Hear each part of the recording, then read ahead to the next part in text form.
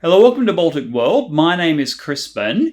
This video is focused on the humanitarian and refugee crisis around Ukraine. It seeks to be a guide for those fleeing the conflict, as well as those within the European Union and across the world who want to help out. Now, a quick disclaimer, this video is only up to date at the time of recording, so please check all of the links that I leave down below because they will be updated regularly and the information that I lay out here might change. Also, of course, I'm recording this in English, which is how I translated the websites. Some things may have been lost in that translation, so if you're a native Polish speaker or Ukrainian speaker and you notice something in the resources that are different to what I have said, please correct me in the comments down below. It'll really help the audience of this video. Moreover, the vast majority of refugees are women, children, and the elderly.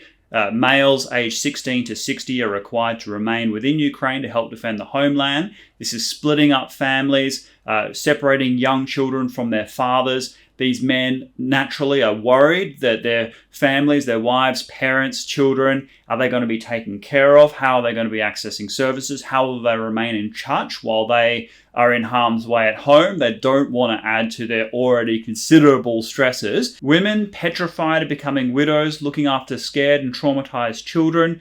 Elderly people separated from their homes, their retirements, their communities, their pensions. They may not be familiar with the technology and the services that are available, needing extra help. But there is positive news as well. The response from across Europe and around the world has been rapid and unprecedented. At the time of this recording, there are 31 checkpoints to escape into Eastern Europe.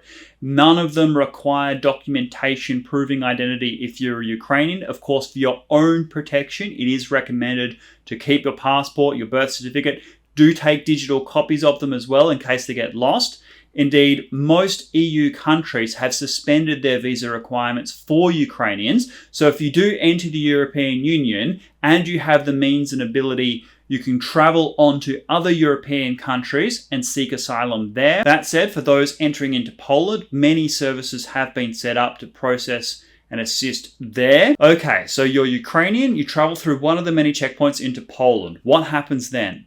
Well, the UNHCR, in collaboration with the Polish government and local authorities, are distributing the wide range of services to provide you with the support that you need. This includes direct funding. The UNHCR is providing cash assistance to individual Ukrainians and families, getting a special code via SMS that you can then access and withdraw those funds from the ATM once per month for the first 3 months, giving you a bit of extra support. Moreover, if you are a pensioner in Ukraine, say receiving the old age pension, but have lost access due to the conflict, you may be able to receive this through the Polish government. So double check and ask about that. Moreover, if you're a student who is studying at a Ukrainian university, double check what's being offered across the rest of the EU. Many countries are offering scholarships, allowing people to move to those countries and continue their studies. For example, Finland has got 2,000 placings for those that are fleeing Ukraine who are enrolled at a local university. Within Poland, Ukrainian refugees can access free healthcare on the same basis as the local Poles. Ukrainians can travel throughout Poland on the trains for free, meaning you can access those offering accommodation services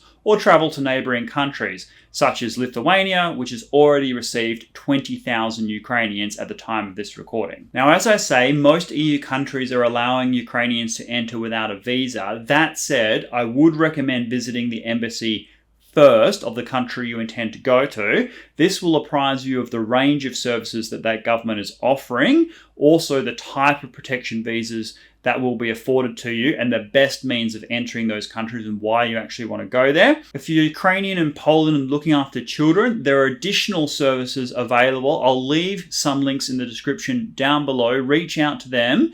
In addition, you may be eligible for more funding to look after your children in Poland. And of course, the local schooling and education system is all free, and the Polish authorities will assist you in putting your children back into education. Now, the magnitude of this crisis has been matched only by the support and generosity being offered by ordinary people right around the world. for those in Poland specifically, there is a website that has been set up for those who are Ukrainians needing support, but also ordinary Poles who wish to provide assistance, be they individuals, organizations, or companies. That website is Pomagamy Ukrainii. Of course, link in description down below. It's extremely effective at linking services with individuals, and it's coordinated through partners. If you're further afield in North America and wish to donate, there are a range of charities offering direct services to the people of Ukraine that have been independently ranked by Charity Navigator. I will leave a list of those in the description as well.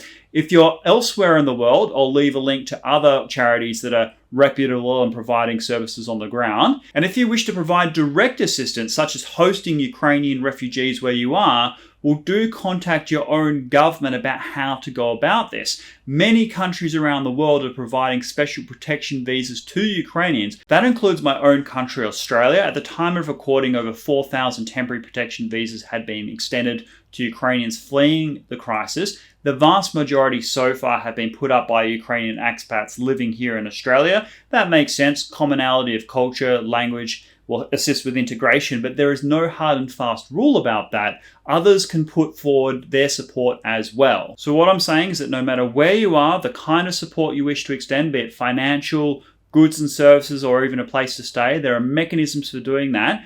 But more so than any other video that has appeared on this channel, the comments are going to be really important. So if you know what's happening in your jurisdiction, in your country, services that are useful for the Ukrainians who are living there right now, please leave that in the description below. I will pin the comments that are most relevant and useful, and any updates I will pin in the comments myself. Please share with anyone that would find this of use or have additional information to provide.